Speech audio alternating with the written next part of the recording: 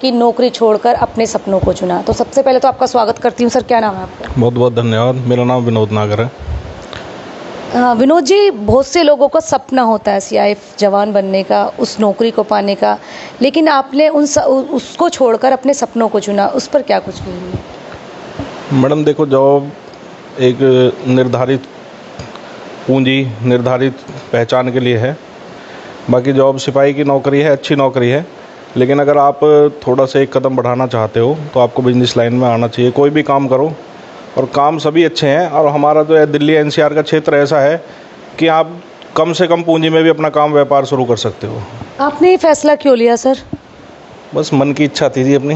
अच्छा, जिस दिन आपने रिजाइन दिया होगा, जिस दिन आपने अपनी नौकरी को इस्तीफा दिया होगा, उससे दूसरे दिन आपका क्या अनुभव रहा होगा? क्या क्या फील हुआ था आपको? एक्चुअली क्या, मैंने मैम पहले से ही काम शुरू कर रखा था। इन सर्विस में ही मैंने अपना छोटा मोटा व्यापार शुरू कर रखा था, तो मुझे उसके लिए इतनी ज़्यादा प्रॉब्लम नहीं करनी पड़ी। गांव वालों की और फैमिली की क्या प्रतिक्रिया रही उस वक्त सर?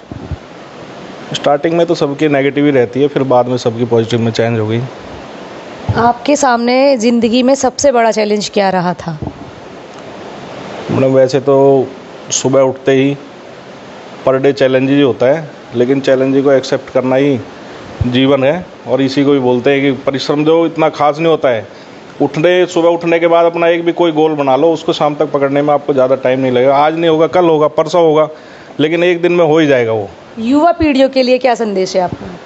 सबसे बड़ा संदेश यही है कि कोई भी काम करो, उसमें ऐसा नहीं है कि आपको, मैंने एक फर्नीचर की दुकान खोल दी, मुझे 1 महीना, 2 महीना, 3 महीना, 6 महीने तक लॉस हुआ, तो हमारी क्या है, सभी की है, इंसानी फितरत ऐसी होती है कि हम एकदम से माइंड डाइवर्ट कर लेते हैं। यार इस काम में तो फ़ायदा नहीं है, वो बढ़िया काम कर रहा है, वो बढ़िया गाड़ी में घूम रहा है, वो काम करो।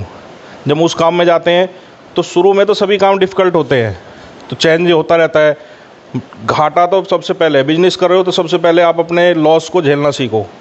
उसके बाद में अगर एक ही फील्ड में आप कंटिन्यू काम करोगे तो आपको 100% कामयाबी मिलेगी। आप बार बार फील्ड छोड़ोगे, अभी देखो कोई काम स्टार्ट करा, उसमें मज़ा नहीं आ रहा, भाई इसमें कम पैसे, दूसरा करोगे, तीसरा करोगे, तो आप जीवन में सक्सेस नहीं हो पाओगे। आपने जो फील्ड अपना चुन लिया, उसी फील्ड में धीरे धीरे काम करते रहो, आपको सक्सेस ज़रूर मिलेगी। ये बिल्कुल थंबनेल है। अभी आप क्या वर्क कर रहे हैं और क्या कुछ संभाल रहे हैं? हमारी एक छोटी सी कंपनी है, रोड कंस्ट्रक्शन कंपनी, जिसका नाम है एनसीसी प्रोजेक्ट्स, और इसको शॉर्टकट में नागर कंस्ट्रक्शन कंपनी भी कह सकते हैं। और हमारे ग्रुप में और 2-3 फर्म हैं, जैसे कि है एसपी ग्रुप, बैसला ग्रुप। हम सभी लोग सभी साथ में काम कर रहे हैं। हमारे भाई हैं छेजा से, पंकज चौधरी जी, उनकी भी फर्म हमारे साथ में ही काम करती है, उनका नाम है ग्रीन स्टोन। नागर जी, ये तो हो गया आपके जीवन से रिलेटेड बातचीत, लेकिन देखा होगा आपने कश्मीर में अभी जो आतंकी हमला हुआ, बहुत ही निर्दयी था, बहुत ही दर्दनाक था, जिससे पूरा देश जूझ रहा है। दर्द है लोगों के दिल में, इस पर आप क्या कुछ कहेंगे? मैडम, अब ये आतंकवाद डू और डेविल पर हो गया, बिल्कुल मरो या कुछ करो।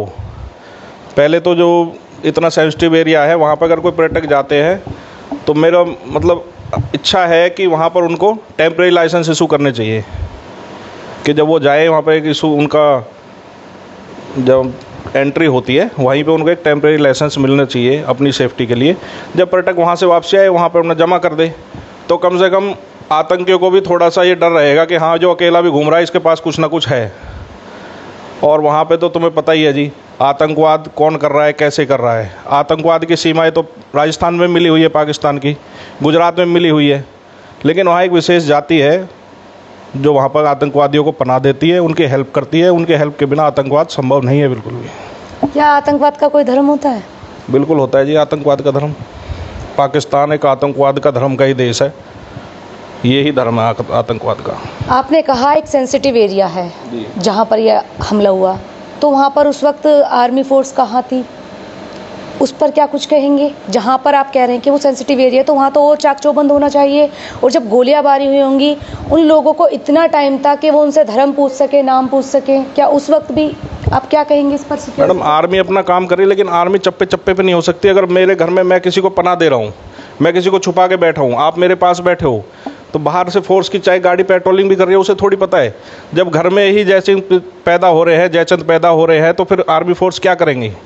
अगर वहाँ का लोकल बंदे उनको पनाह ना दें, उनको सुरक्षित ना रखें, तो आर्मी उनको तो क्लीन अप कब कर देगी।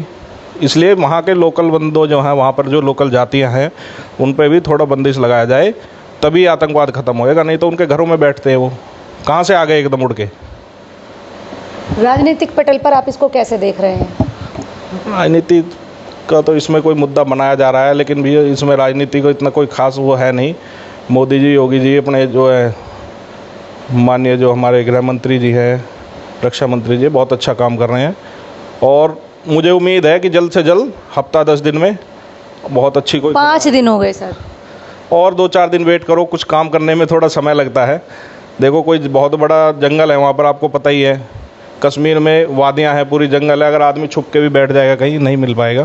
पर जल्दी रिजल्ट आएगा। पाकिस्तान से लगातार धमकियां मिल रही हैं, क्या पानी रोकना, बिजली रोकना ये सोल्यूशन है? उसका मतलब निपटारा हो पाएगा? बिल्कुल हो पाएगा जी। पानी अभी वैसे रोकना संभव नहीं है, लेकिन अगर रोक दे, सब कुछ रोक दे, तो ये राष्ट्र नहीं है, ये तो आतंकवाद का घर है।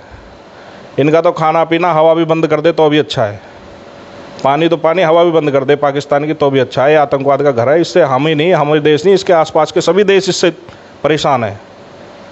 ये आतंकवाद देश घोषित हो चुका है। भारत ने इसको पूरा एकदम, मोदी जी ने इसको एकदम सबके सामने। अच्छा, मोदी जी का फैसला है कि पाकिस्तानी जो है भारत छोड़ो, उस पर क्या कुछ कहना है? बिल्कुल छोड़ो जी, जो उनका देश है वहाँ जाएं, और जो वीज़ा पे आए हुए हैं अपने वहाँ जाएं। जब तनातनी का माहौल है, अगर कल को कोई और स्थिति भी बनती है, तो मोदी जी की सही बात है, जो अपने वीज़ा पे आए हुए हैं अपने घर जाओ। तो सीमा हैदर को तो उन्होंने पूरी तरीके से छूट दे दी, फिर सीमा हैदर कैसे जाएगी? उस पर भी कार्रवाई होगी। देखो तो सरकारी मुद्दा है, लेकिन उसको भी जाना चाहिए यहाँ से। सीमा हैदर को भी जाना चाहिए। जब सभी जा रहे हैं, वो कोई स्पेशल नहीं है, सभी जा रहे हैं। और भी बहुत, मैं देख रहा था वीडियो, और भी बहुत लड़की हैं जो इंडिया में शादी करके आई हुई हैं, सभी वो वापस जा रही हैं, कुछ चली भी गई हैं, और ये इसको भी जाना चाहिए। सर, पक्ष विपक्ष का कहना है कि जिन लोगों को ठेलों पर नाम लिखने से आपत्ति थी, आज वो उस पर चुप्पी साधे हैं, इस पर क्या कुछ कहना है? ये बहुत बढ़िया बात है जी। वो वास्तव में अभी कुछ नहीं कह रहे, और उस टाइम पे बहुत सभी छोटे बड़े नेता जितने थे, सब ने बोला था कि भाई इस पर आपत्ति होनी चाहिए, क्यों कोई अपना मजहब बताए। अब वहाँ मजहब बता के गोली मार रहे हैं, तो इसको उनको भी मजहब बताना चाहिए ना। इसीलिए तो वो पहले उसका तैयारी चल रही थी, लेकिन उसको सब इग्नोर किया, और वहाँ पे मजहब बता के एक मुस्लिम मरा है वहाँ पर। वो भी जो मुस्लिम, वो गुजर जाति से है जो मुस्लिम मरा है। और आपको पता है बकरवाल जो गुजर है, मुस्लिम है, वो हमेशा से ही सेना के आँख और कान बन के वहाँ अपनी व्यवस्था को देखते हैं। सर, सूत्रों के हवाले से खबर है, लोगों का कहना है कि जो ये आतंकी हमला हुआ, कहीं ना कहीं वो लोग पहले से ही वहाँ पर अवेलेबल थे। घोड़े जो घुड़सवार होते हैं वहाँ पर उन पोशाकों में थे, तो कहीं ना कहीं ये प्री प्लानिंग है, या फिर इसको क्या किस नज़रिए से देख रहे हैं? मैडम, मैंने आपको पहले अभी बताया था, तो वो पहले से तो मौजूद थे ही। वहाँ के लोकल उनको सब जो है शरण देते हैं।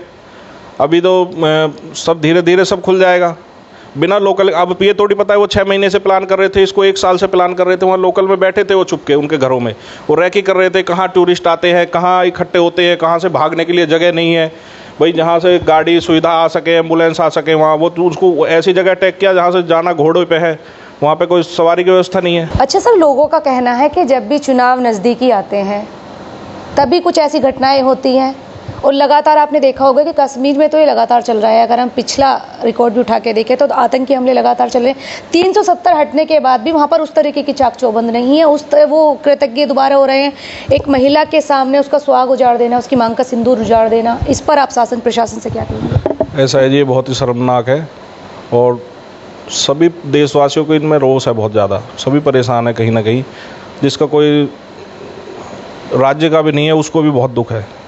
घटना पूरे देश को बिल्कुल झंझोड़ने वाली है। बाकी जो